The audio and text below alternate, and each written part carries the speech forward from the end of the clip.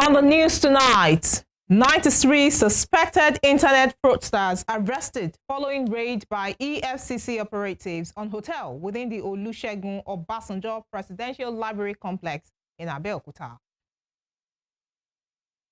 Kwara State Police Command intensifies security operations in Babanla after a weekend attack by suspected bandits. Management of Obafemi Awolowo University, Ile-Ife, reports case of missing students to police. On the foreign scene, Israeli Prime Minister Benjamin Netanyahu defends plan to take over Gaza City. Good evening. This is News at 7 on Western Spring Television. My name is Damilola Raphael. 93 suspected internet fraudsters have been arrested following the raid by operatives of the Economic and Financial Crimes Commission, EFCC, on a hotel within the Olusegun Obasanjo Presidential Library Complex in Abeokuta, Ogun State. The operatives of the Lagos Zonal Directorate 2 launched the operation in the early hours of today, confiscating 18 vehicles, mobile phones, and other valuables from the alleged cyber scammers.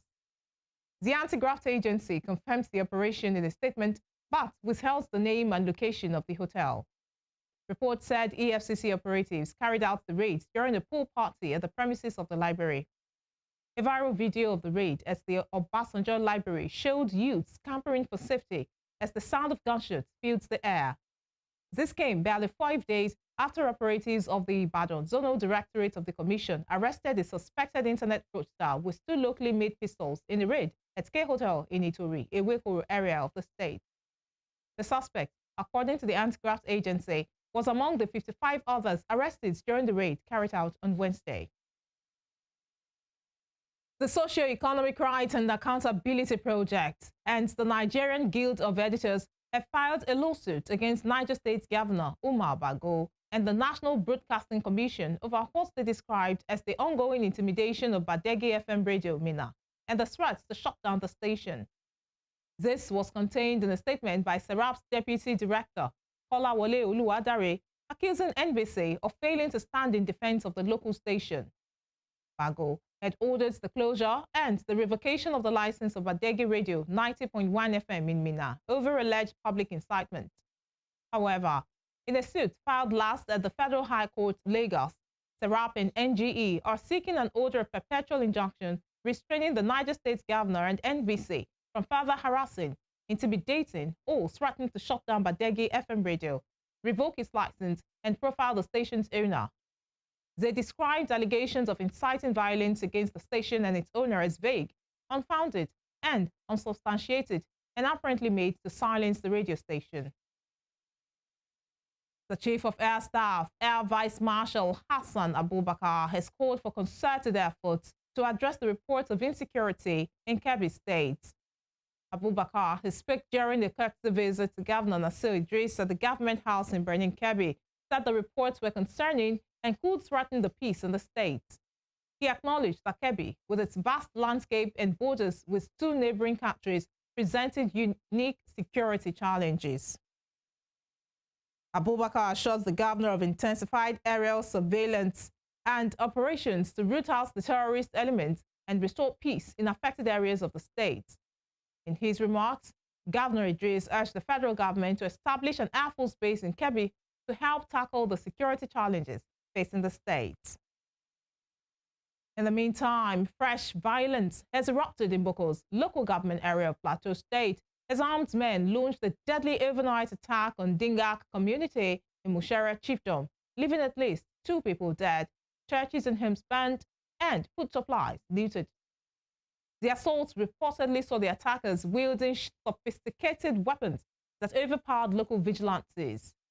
The chairman of the Boko's Cultural Development Forum, Farmer Sam Fudang, said the victims include 2 officials with the Church of Christ in Nations.